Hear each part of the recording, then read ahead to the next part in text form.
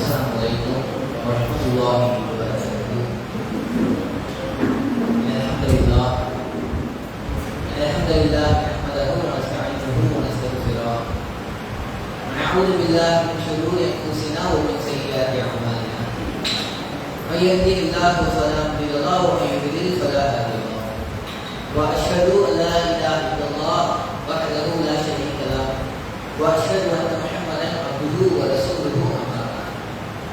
Ya ayuhan nas, ittaqu rabbakum alladzi khalaqakum min nafsin wahidah wa khalaqa minha zawjaha wa bassa minhuma rijalan katsiran wa nisaa.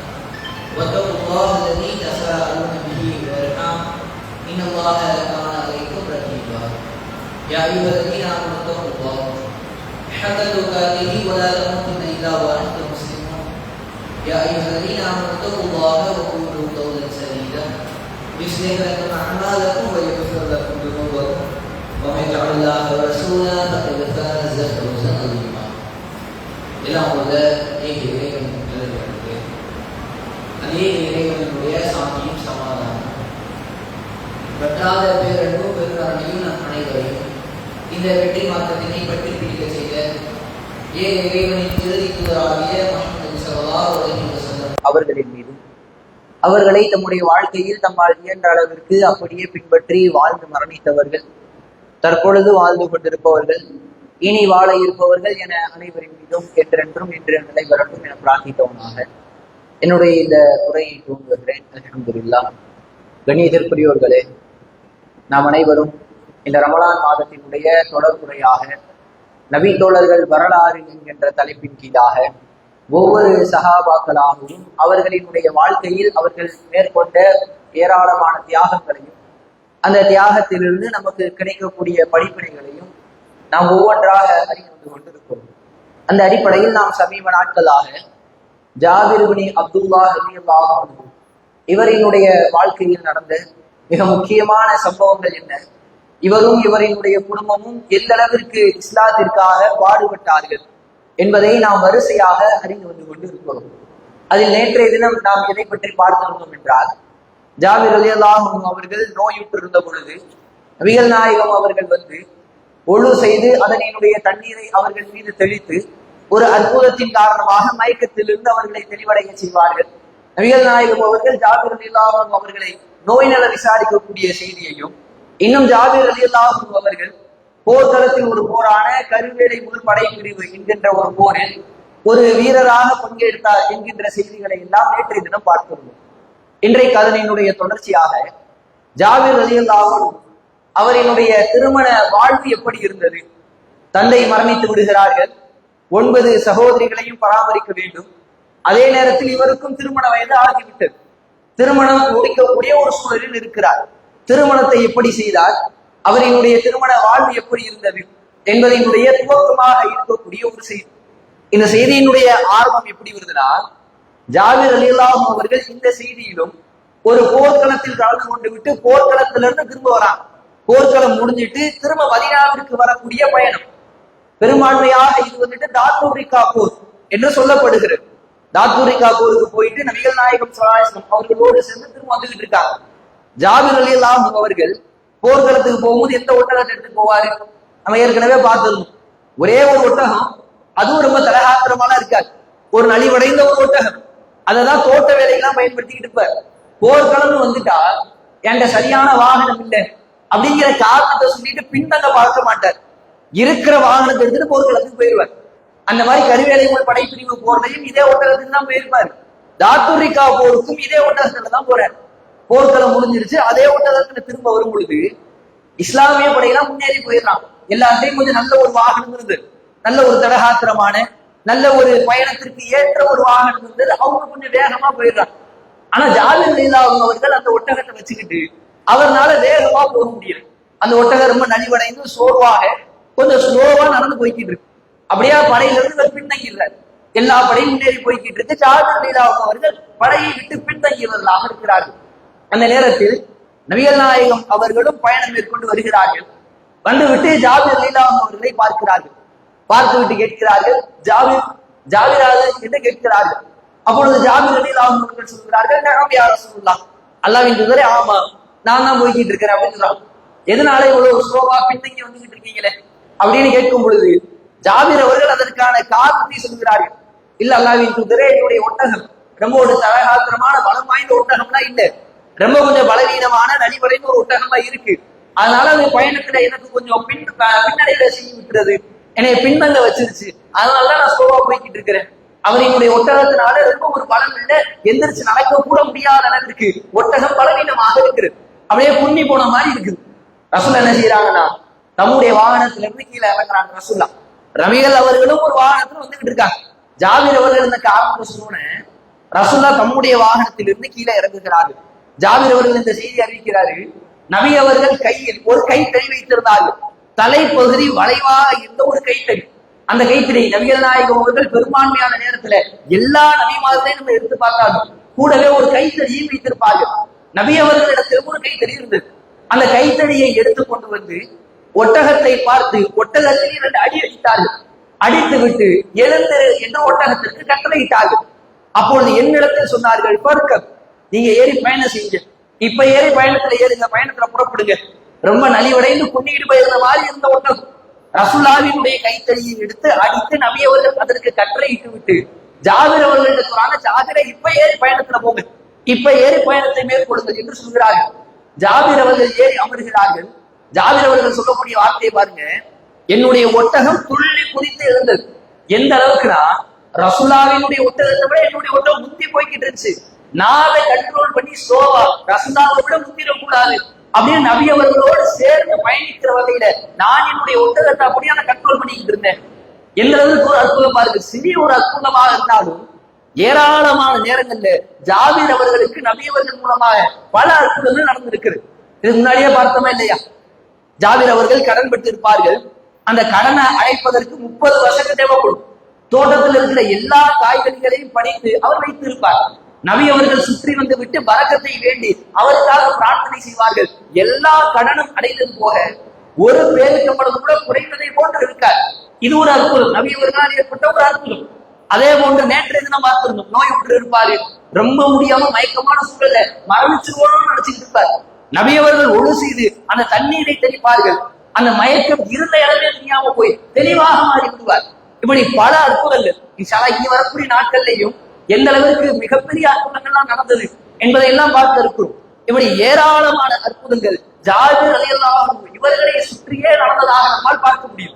அந்த அடிப்படையில ஒட்டகம் பின்னடைந்து ரொம்ப பலவீனமா நலிவடைந்து போயிட்டு இருந்த ஒரு ஒட்டகம் நபி அவர்களின் கட்டளையை கேட்டவுடன் அந்த ஒட்டகம் நல்ல ஒரு தெளிர்ச்சியாக முன்னேறி பயணம் செய்து கொண்டு இருக்கிறது. இப்ப என்ன செய்தாங்களா, அந்த ஒட்டகத்தை கண்ட்ரோல் பண்ணி ரசூலுல்லாஹ்வோட சேர்ந்து போவோம் அப்படிங்கிற மாதிரி ரசூலுல்லாஹ்வோட சேர்ந்து பயணிச்சுட்டு இருக்கிறார். அப்படியே கொஞ்சம் தூரம் போறாங்க, அமைதி நிலவி கொண்டு இருக்கிறது. நபி அவர்கள் ஒரு கேள்வியை கேட்கிறார்கள். என்ன கேள்வி கேட்கிறார்கள்னா, ஜாபிரே திருமணம் முடிச்சியா என்று கேட்கிறார்கள். கேட்டவுடன் ஜாபிர் ரலியல்லாஹு அன்ஹு அவர்கள் சொல்கிறார்கள், நாம் யா ரசூலுல்லாஹ், அல்லாஹ்வின் தூதரே திருமணம் முடிச்சிட்டேன். எது திருமணம் முடிச்சியா? ஒரு வார்த்தை சொல்லல, நானும் மதீனால தானே இருக்கிறேன், நான் இங்க வெளியூரா போயிட்டு எதுவுமே எந்த ஒரு அடையாளமே தெரியலையேப்பா, என்னையா திருமணத்துக்கு கூப்பிடுறது இல்லையா? அவ்வளவுதானே உனக்கு எனக்கு இருக்கிற பழக்கம், தூதர் நான் ஒருத்தர் எதுக்கு இருக்கிறேன், என் துவாவோட உனக்கு தேவையில்லையா? இப்படி எல்லாம் ரசூலா கேட்டுப்பாங்களா? யோசிச்சு பாருங்க. இன்றைக்கு ஒருவர் இந்த மாதிரி திருமணம் முடிச்சிட்டேன்னு சொன்னார்னா இன்றைக்கு சமுதாயத்துல கேட்கப்படக்கூடிய கேள்வி இதுதானே. ஒரு சகோதரர் இருக்கிறார், அப்புறம் பாய் எப்போ உங்களுக்கு திருமணம் அப்படின்னு கேட்டா நினைக்கிறேன், திருமணம்லாம் முடிஞ்சிருச்சு பாய், ஒரு 5 மாசம் ஆச்சு. 5 மாசம் ஆச்சா? ஒரு வாரத்தை சொல்லல, எங்கெல்லாம் கூப்பிட மாட்டீங்களோ, நாங்கெல்லாம் முக்கியமானது இல்லையோ, மத்த வேலைக்கு மட்டும் எங்களை கூப்பிட்டுக்கிறது, திருமணம் வந்துட்டா எங்களை கூப்பிடுறது இல்லை. இப்படி கேட்கக்கூடிய கேள்விகள் இன்றைக்கு சர்வசாதாரணமாக ஆகிவிட்டது. ரசூலுல்லாஹ்க்கு தெரியவே தெரியாது ஜாபிர் அவர்களுக்கு திருமணம் முடிஞ்சிருச்சு அப்படிங்கிற செய்தி ரசூலுல்லாஹ்க்கு தெரியாது. அதனாலதான் ரசூலுல்லாஹ் கேட்கிறாங்க, ஜாபிரே திருமணம் முடிச்சிட்டீங்களா? கேட்ட உடனே ஜாபிர் சொல்றாரு, அல்லாஹ்வின் தூதரே திருமணம் முடிச்சிட்டேன். அடுத்த கேள்வி ரசூலுல்லாஹ் என்ன தெரியுமா கேட்டாங்க, நீங்கள் எப்படிப்பட்ட பெண்ணை திருமணம் முடித்தீர்கள்? கண்ணியோடு இருக்கக்கூடிய பெண்ணா அல்லது வாழ்ந்த அனுபவம் பெற்ற, அதாவது ஏற்கனவே திருமணம் முடித்து விதவையாக இருக்கக்கூடிய பெண்ணை திருமணம் முடித்தீர்களா? இந்த கேள்வி நம்ம யாராச்சும் கேட்போமா? திருமணம் முடிஞ்சிருச்சு நமக்கு தெரியாம அப்படின்னா சண்டைக்கு போய் நின்றுகிட்டு இருக்கும், எனக்கு தெரியாம எப்படி நீ திருமணம் முடிச்ச? பல பேர் இதனாலேயே பரம்பரை பகையை கொண்டு இருப்பார்கள். இல்ல அவரோட எல்லாம் பேசுறது கிடையாது. எதனால பேசுறேன்? திருமணத்துக்கு ஒரு வார்த்தை சொல்லல, இனியெல்லாம் கூப்பிடணும்னே தோணல, நான் அவ்வளவுதான் அவனுக்கு பழக்கம், அதனால அவங்களோட பேசுறது கிடையாது, பேசுறதே நான் நிறுத்திட்டேன். எதனால என்னை திருமணத்துக்கு கூப்பிடலை? எதற்கு திருமணத்துக்கு கூப்பிட வேண்டும்? என்னை திருமணத்துக்கு அழைக்கவில்லை, எதற்காக அழைக்க வேண்டும்? உயிருக்கு மேலாக நேசிக்கக்கூடிய நபிகள் நாயகம் அவர்களையே எந்த ஒரு சகாபாக்களும் அழைக்கிற பெரும்பான்மையான திருமணங்கள் நம்ம ஏற்கனவே பல செய்திகளை கேள்விப்பட்டிருப்போம். அப்துல் ரஹ்மான் இப்னு அவுஃப் அவர்கள் இந்த மாதிரி தான் வருவாங்க. அவர்களினுடைய ஆடையில ஒரு சில கரையை பார்த்துட்டு, அதாவது நறுமணம் தேய்க்கிறதற்கான அடையாளத்தை பார்த்து ரசூலை கேட்பாங்க, என்ன அப்துல் ரஹ்மான் இப்னு அவுஃப் நறுமணம் எல்லாம் தேய்ச்சிட்டு வந்திருக்கீங்களே, திருமணம் முடிஞ்சிருச்சோ? ரசூலா தெரியாது. அப்பொழுது அவர் சொல்லுவார், ஆமா ரசூலா, திருமணம் முடிஞ்சிருச்சு. அப்பயும் ரசூலா கேட்கலையே, என்ன ஒரு வார்த்தை சொல்லாம திருமணம் முடிச்சீங்க? ரசூலா கேட்ட கேள்வி என்ன? எவ்வளவு மகர் கொடுத்தார்? இப்படித்தான் கேட்க வேண்டும், திருமணத்தை இப்படித்தான் அணுக வேண்டும். இன்றைக்கு நம்ம தான் திருமணம்னா ஒரு மிகப்பெரிய ஒரு நிகழ்வு, தலையில தூக்கி வச்சுட்டு ஜாம கொண்டாடிக்கிட்டு இருக்கோம். ரசூலா காலத்துல திருமணம் தான் ஒரு சாதாரண ஒரு நிகழ்வு. நபி அவர்களை அழைக்காமல் பல திருமணங்கள் நடந்திருக்கிறது. ஜாபிர் ரலியல்லாஹு அவர்களுக்கு தந்தை மரணிச்சிட்டாங்க. நபிகள் நாயகம் அவர்களை விட முக்கியமான ஆள் யாரா இருந்திருப்பாங்களா? நம்முடைய புரிதலை மாத்திக்கணும். இன்றைய பெரும்பான்மையான மக்கள் எப்படி நினைச்சிட்டு இருக்கிறோம்னா, திருமணத்துக்கு ஒருத்தர் நம்மளை கூப்பிடலன்னா அவருக்கு நம்ம முக்கியமானவர் கிடையாது போல, அவர் நம்மளை நேசிக்கல என்று நினைத்துக் கொண்டிருக்கிறோம். அப்படி கிடையாது. நபிகள் நாயகம் ஸல்லல்லாஹு அலைஹி வஸல்லம் அவர்களை விட முக்கியமான ஆள் மதீனால யாராவது இருக்க முடியுமா?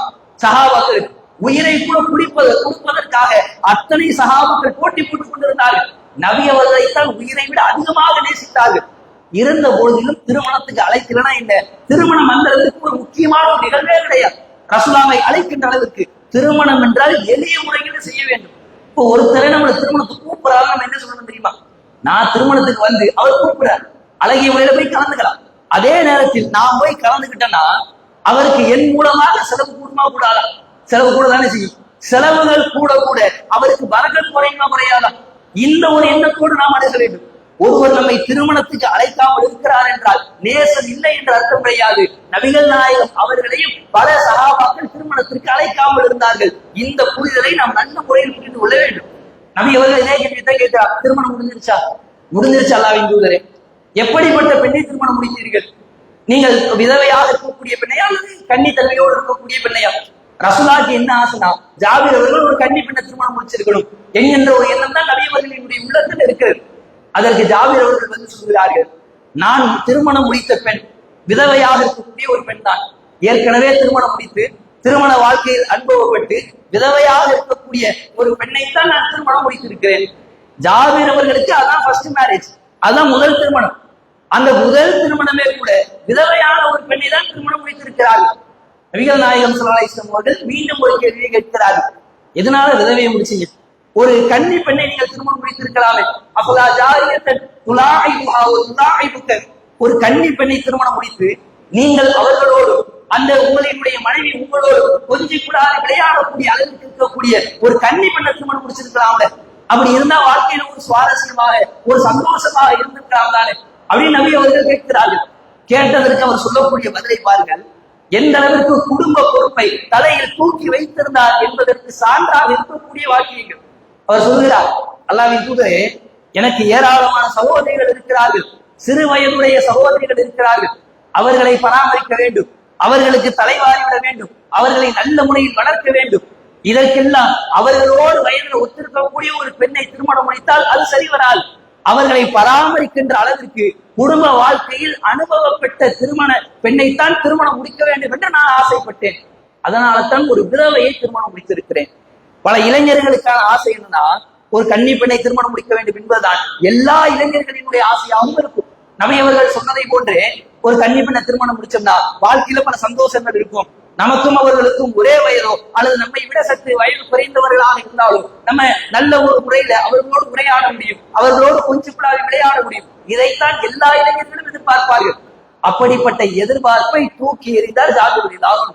தம்முடைய குடும்பத்திற்காக தந்தை சொன்ன இரண்டாவது கடமை, முதல் கடமை என்ன? எனக்கு கடன் இருக்கதை பார்த்துக்கிட்டு சொன்னாரு. இறைவனினுடைய அருளால் நபி அவர்களினுடைய உதவியால் கடன் அடைச்சாச்சு. இரண்டாவது ஒரு பெண்ணு, உனக்கு பல சகோதரிகள் இருக்கிறார்கள், அவர்களை நல்ல முறையில பராமரித்துக் கொள். அதற்காக தன்னுடைய திருமண வாழ்க்கையவே அர்ப்பணிக்கிறார். ஒரு கன்னி பெண்ணை திருமணம் முடிக்காமல் ஒரு விதவையை திருமணம் முடிக்கிறார். நபிகள் நாயகம் ஸல்லல்லாஹு அலைஹி வஸல்லம் அவர்கள் துஆ செய்கிறார்கள். ஏராளமான துஆக்களை செஞ்சுவிட்டு ஒரு சில நற்போதனையை சொல்றாங்க. நீங்க ஊருக்கு திரும்ப போயிட்டீங்கன்னா நீங்கள் நிதானத்தோடு நடந்து கொள்ளுங்கள், நிதானத்தை கைவிட்டு விடாதீர்கள் என்கின்ற ஏராளமான அறிவுரையை சொல்கிறார்கள். திரும்ப 2 பேரும் அப்படியே கொஞ்சம் தூரம் பயணிக்கிறாங்க. திரும்ப ரசூலா கேட்கிறாங்க ஜாபீர் அவர்களினுடைய ஒட்டகத்தை பார்த்துட்டு, இந்த ஒட்டகத்தை நான் விலைக்கு வாங்கிக்கிறேன், எனக்கு விற்கிறீர்களா என்று கேட்கிறார்கள்.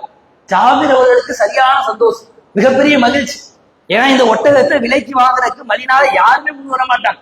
இந்த ஒட்டகத்தை பார்த்தாலே தெரிஞ்சது, தோட்ட வேலைகளுக்கு கூட சிரமப்பட்டு தான் அந்த ஒட்டகம் வேலை பார்க்கும். அதை எடுத்துக்கிட்டு போர்க்களத்துக்கு வந்தனாலதான் பின்னடைந்த ஒரு சூழல். இது எல்லாமே ரசூலுல்லாஹ்வுக்கு தெரியும். ஜாபீர் அவர்களுக்கு உதவி புரிய வேண்டும் என்கின்ற எண்ணத்திற்காக இந்த ஒட்டகத்தை நான் விலைக்கு வாங்கிக்கிறேன், விற்கிறீர்களா என்று கேட்கிறார்கள். ஜாபீர் அவர்கள் உடனே சரிங்கிறார், சரி அல்லாஹ்வின் தூதரே நான் விற்கிறேன் உங்களுக்கு. அந்த நேரத்திலேயே விலை பேசுகிறார்கள். இறுதியாக என்ன விலை பேசுறாங்கன்னா, ஒரு ஊக்கியா அளவிற்கு தங்கம், அதற்கு நான் விலை வாங்கி கொள்கிறேன் அப்படின்னு ரசூலுல்லாஹ் உறுதியாக சொல்லிவிட்டார்கள். சொன்ன உடனே நபி அவர்கள் படையை விட்டு முந்தி போயிட்டாங்க. நான் மதீனாவுக்கு முன்னாடி போயிருந்தேன், நீங்க வாருங்கள் என்று சொல்லிவிட்டு நபிகள் நாயகம் அவர்கள் முன்னால் சென்று விட்டார்கள். ஜாபீர் அவர்கள் அங்கேயே இருந்து விட்டு தாமதமாக கிளம்பி ஒரு நாள் சென்றுதான் மதீனாவை சென்றடைகிறார்கள். ரசூலுல்லாஹ் ஒரு நாளைக்கு முன்னாடியே மதீனாவுக்கு போயிட்டாங்க. ஜாபீர் அவர்கள் ஒரு நாளுக்கு பின்பாக தாமதமாக மதீனாவிற்குள் வருகிறார்கள். ரசூலுல்லாஹ் மஸ்ஜித் நபவி பள்ளி வாசல்ல இருக்கிறார். ஜாபீர் அவர்கள் அந்த நுழைவாயில் வரும்போது ரசூலுல்லாஹ் கேட்கிறாங்க, ஜாபீரே இப்பொழுதுதான் வருகிறீர்களா? ஆமாம் அல்லாஹ்வின் தூதரே இப்பொழுதுதான் வருகிறேன். சரி பள்ளிக்குள்ள போய் 2 ரக்காய் தொழுதுட்டு வாங்க, நபி அவர்களினுடைய கட்டளை. ரசூலுல்லாஹ் பொதுவாவே எப்படின்னா, எந்த ஒரு ஊருக்கு போறதா இருந்தாலும் சரி, இங்க இருந்து பயணம் புறப்பட்டு போக போறோம், இல்ல போயிட்டு திரும்ப மதீனாக்கு வரும், எப்பொழுதாக இருந்தாலும் கிளம்பினாலும் பள்ளியில போய் 2 ரக்காய் தொழுதுட்டா பயணத்திற்கு புறப்படுவார்கள். பயணம் முடிஞ்சு வராங்கன்னா ஊருக்கு வந்தோன்னு முதல் வேலையா வீட்டுக்குலாம் போக மாட்டாங்க, மஸ்ஜித் நபவி பள்ளிக்கு சென்று 2 ரக்காய் தொழுது விட்டுட்டால் மீது என்ன வேலையாக இருந்தாலும் பார்ப்பார்கள். இது நபி அவர்களிடத்தில் இருந்த ஒரு தனிப்பட்ட ஒரு நன்மை. ஜாபீர் அவர்களிடத்தில் சொல்கிறார்கள், சரி பள்ளியில போய் 2 ரக்காய் தொழுதுட்டு வாங்க. அவர் ஒட்டகத்தை ஒரு இடத்துல கட்டிட்டு உள்ள போய் தொழுதுட்டு திரும்ப வெளியே வராது. வந்த உடனே சரி ஒட்டகத்தை நான் எடுத்துக்கிறேன். பிலால் ரலியல்லாஹு அன்ஹு அங்கே இருக்கிறார்கள். பிலாலே ஜாபீர் அவர்களுக்கு ஒரு ஊக்கிய அளவிற்கு தங்கத்தை, அது ஒரு நல்ல ஒரு ரேட்டு தான், அந்த அளவிற்கு தங்கத்தை அவருக்கு நீங்க அளந்து கொடுத்துருங்க. பிலால் ரலியல்லாஹு அன்ஹு அவர்கள் அளந்து கொடுக்கிறார்கள். ஜாபீர் சொல்றாரு, பிலால் ரலியல்லாஹு அன்ஹு அவர்கள் அளக்கும் பொழுது எனக்காக தாராளமாகவே அளந்தாரு. ரொம்ப அதுல கரெக்டா இருக்கணும் அப்படிங்கிற மாதிரிலாம் அளக்கல, எனக்காக ஒரு ஊக்கியாவை விட தாராளமாகவே எனக்கான தங்கத்தை எனக்கு கொடுத்தாரு. நான் நபி அவர்களிடத்தில் மனமுகர்ந்து என்னுடைய ஒட்டகத்தை விட்டு பள்ளிவாசல் இருந்து வீடு திரும்பிட்டார். வீட்டுக்கு திரும்பி போறார். போய்கிட்டே இருக்கும் பொழுது இன்னொரு ஆள் பள்ளிவாசல் இருந்து வெளியே வந்து ஜாபீர் அவர்களை அழைக்கிறார். ஜாபீரே அல்லாஹ்வின் தூதர் திரும்ப உங்களை கூப்பிடுறாரு, திரும்ப வாங்க. கூப்பிட்ட உடனே ஜாபீர் அவர்களுக்கு மிகப்பெரிய கவலை. ஒட்டகத்தை விற்க போறோம் எந்த அளவுக்கு சந்தோஷம் இருந்துச்சோ அதை விட டபுள் மடங்கு கவலை வந்துருச்சு. என்ன கவலைனா, ரசூலுல்லாஹ் ஒட்டகத்தை நல்ல முறையில பாத்துட்டாங்க போல, ஒட்டகம் ரொம்ப பலவீனமா இருக்குன்னு ரசூலுல்லாஹ்க்கு தெரிஞ்சிருச்சு. அதனால நம்மள்ட்ட திரும்ப கொடுத்துட்டு நம்மள்ட்ட இருந்து அந்த தங்கத்தை வாங்கிடுவாங்க, இதை விட எனக்கு ஒரு துர்பாக்கியமான செய்தி எதுவும் இருக்காது அப்படின்னு மனசுக்குள்ள நினைச்சுக்கிட்டு அந்த வருத்தத்தோட மஸ்ஜித் நபவி பள்ளிவாசலுக்குள்ள வராங்க. வந்த மாத்திரத்துல ரசூலுல்லாஹ் சொல்றாங்க, ஜாபீரே உங்க ஒட்டகத்தை எடுத்துக்கிட்டு போங்க, என்ன நினைச்சாரோ நடக்க கூடாது, அது நடக்குது. ஜாபீரே உங்களுடைய ஒட்டகத்தை எடுத்துக்கொண்டு செல்லுங்கள், அந்த பொருளாதாரத்தை நீங்களே வைத்துக் கொடுங்கள். நபிகள் நாயகம் ஸல்லல்லாஹு அலைஹி வஸல்லம் அவர்கள் இப்படித்தான் பெருந்தன்மையோடு இருப்பார்கள். ஒரு முறை ஒருவருக்கு கடன் கொடுத்திருப்பார், அந்த கடனை அவர் திரும்ப கேட்கும் பொழுது கூட அதை விட கூடுதலாக ஒரு நல்ல ஒரு சிறந்த முறையில் தான் அந்த கடனை திருப்பி அழைப்பார்கள். அப்படி பல இடங்களில் பார்க்கலாம் நபி அவர்கள் பெருந்தன்மையோடு நடந்து கொண்டதற்கான உதாரணத்தை. அந்த அடிப்படையில் ஜாபீர் ரலியல்லாஹு அன்ஹு முன்னால் இருந்த மகிழ்ச்சியை விட பேரின்பம் அடைகிறார்கள். முன்னாடி கூட இந்த ஒட்டகத்தை கொடுத்துட்டோம், அந்த ஒட்டகத்தை வச்சு கொஞ்சம் நெஞ்சு வேலை பார்த்துக்கிட்டு இருந்தோம், ஒட்டகத்தை விற்ற சந்தோஷம், இப்பொழுது ஒட்டகத்தை விற்ற காசும் கிடைத்து விட்டது, ஒட்டகமும் கிடைத்து விட்டது, மிகப்பெரிய அளவில் அவர் சந்தோஷம் அடைகிறார். இன்ஷா அல்லாஹ் இனி வரக்கூடிய நாட்களில் இவரினுடைய வாழ்க்கையில் இன்னும் இறைவன் எந்த அளவுக்கெல்லாம் அருள் புரிந்தான், ஏராளமான அற்புதங்களை இறைவன் நபி அவர்கள் வாயிலாக நடத்தி காட்டினான், இவர் எந்த அளவிற்கு மார்க்கத்திற்காக தியாகத்தில் ஈடுபட்டார் என்கின்ற வரலாற்றை எல்லாம் இன்ஷா அல்லாஹ் வரக்கூடிய தினங்களில் படிப்படியாக அறிந்து கொள்வோம். வாஹிர் தவானா அல்ஹம்துலில்லாஹி ரப்பில் ஆலமீன். அஸ்ஸலாமு அலைக்கும் வரஹ்மத்துல்லாஹி வபரகாத்துஹு.